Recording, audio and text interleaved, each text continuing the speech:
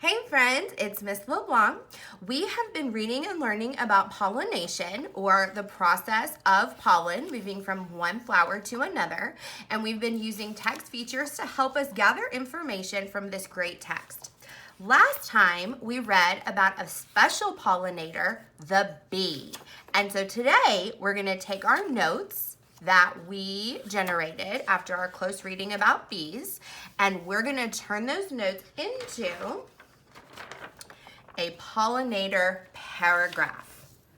So remember, a paragraph is a group of sentences about one special topic, and so this paragraph is going to give information about our pollinator and why it's important, how it relates to the process of pollination and making new seeds and plants. So let's take a look at the criteria for success, or each part of the pollinator paragraph. Your first sentence is your focus statement. It's and this names your pollinator and connects it to pollination. So you basically tell your reader what you're writing about and why it's related, or how it's related to the process of pollination or making new plants. The next three sentences are your three body details that go into more depth about how and why this pollinator is a part of pollination. So you're going to tell why your pollinator is attracted to the flowers, then tell the body parts that support pollination, and then tell how the pollinator moves the pollen from one flower to the next. The last sentence of your pollinator paragraph is the conclusion, and this is where you restate why your pollinator is important. Just remind your reader what you're talking about and connect it back to the process of pollination. So let's take a look at the notes we took last time after reading about bees. And you can see we collected notes about why this pollinator was attracted to flowers, so this will become part of our details in the body of our paragraph. We took notes about the body structures that support pollination, so this will also become part of our body paragraph.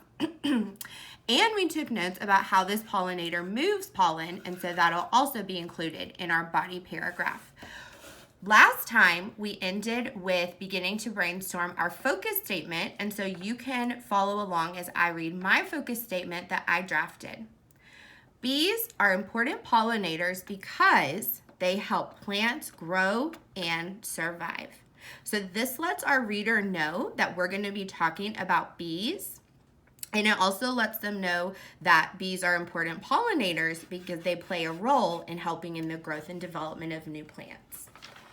So, if you do not yet have your blank piece of paper to write on today, go ahead and go get that. Press pause, and we'll put our name up in the top corner, and then you can just label your paper pollinator paragraph. Okay, so press pause, get paper, get pencil, get your writing space all set up. Okay, great. So before we get started in turning our notes into clear sentences to create our pollinator paragraph, let's just take a look and review the rules for good writing, okay? We always make sure to begin sentences with capitals. Good. We end sentences with periods, and we reread sentences to make sure they make sense. So be sure to use all these good writing rules today as we draft and develop our paragraph about why bees are important pollinators. Okay, so I know the first part of my pollinator paragraph is what? Yes, my focus statement. So this is where I'm going to name my pollinator and connect it to pollination. You can use my focus statement. Bees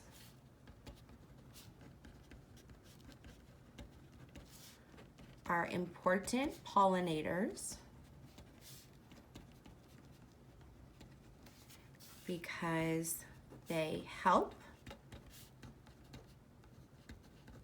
plants grow and survive, period. Bees are important pollinators because they help plants grow and survive. That tells my reader that I'm going to be talking about what pollinator? Bees. And why are they important? Because they help plants grow and survive. So now we're going to do our first body sentence where we're going to tell why bees are attracted to flowers. So this is where you can go back into your notes, and here you're going to create a sentence to tell your reader that bees are attracted to flowers because they need to collect nectar and pollen. So I would say bees are attracted to flowers because.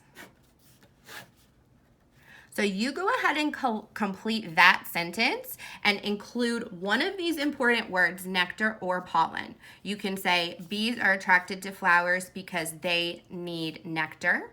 You can say because they want to get nectar, or you can say because they want pollen. Any of those things that lets your reader know that nectar and pollen are what's attracting the bee to the flower or the plant.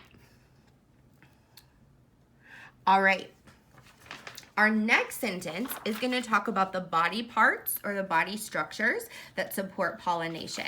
So remember, and this is also where we zoomed in on this photograph of the bee and we saw its fuzzy, hairy body, we saw its wings, we saw its legs holding onto the plant as it collects the nectar and gets the pollen on it that it's going to distribute later. So your next sentence can say, bees are attracted to flowers because, and this will tell why, and they're going to say they have hairy, fuzzy bodies that capture pollen. They have hairy, fuzzy bodies that capture pollen. And now I want you to add another detail here. They also have blank. So now tell me they have wings, or they have long tongues, or they have legs, or whatever. They also have blank, which helps them blank. And here you're going to say what this body part has to do with the process of pollination. So they also have wings, which helps them carry the pollen to a different plant, or they also have long tongues, which helps them gather the pollen from deep inside the flower. Okay, so you can complete that sentence with your notes. Okay, and so now, then our third detail is going to tell how this pollinator moves pollen from flower to flower. So I'm going to say bees move pollen by carrying it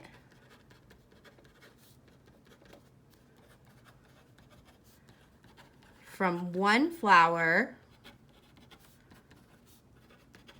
to another when they fly.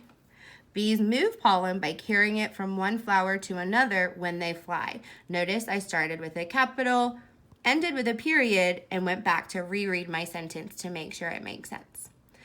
So let's go ahead and read our pollinator paragraph so far. Remember that some of these parts you've put in by yourself, adding details from our notes. So we're going to read what we have so far and then think about how we can do a nice conclusion sentence to close it all out. Bees are important pollinators because they help plants grow and survive. Bees are attracted to flowers because they search for nectar. They have hairy, fuzzy bodies that capture pollen. They also have long tongues, which helps them suck up the pollen. Bees move pollen by carrying it from one flower to another when they fly. Oh my goodness, kiss your brains, friends. I think we have written a really nice paragraph. The only thing we have left to do is add our conclusion. So this is gonna, again, rename our pollinator and tell why it's important. Again, pollination is important because it helps make new seeds, flowers, plants, and vegetables. So let's start by naming our pollinator. So bees are important pollinators. So notice I'm restating here. So I'm going to say something slightly different than help plants grow and survive. I'm going to say bees are important pollinators because they help us get many of the fruits, vegetables, and flowers we enjoy. Bees are important pollinators because they help us get many of the fruits, vegetables, and flowers we enjoy. Which, remember, that's our big guiding question for Module 3 is how do we get the fruits, vegetables, and flowers we enjoy? And part of how we get those things is through the process of pollination. Wow, friends, kiss your brains. Great work today on our pollinator paragraph.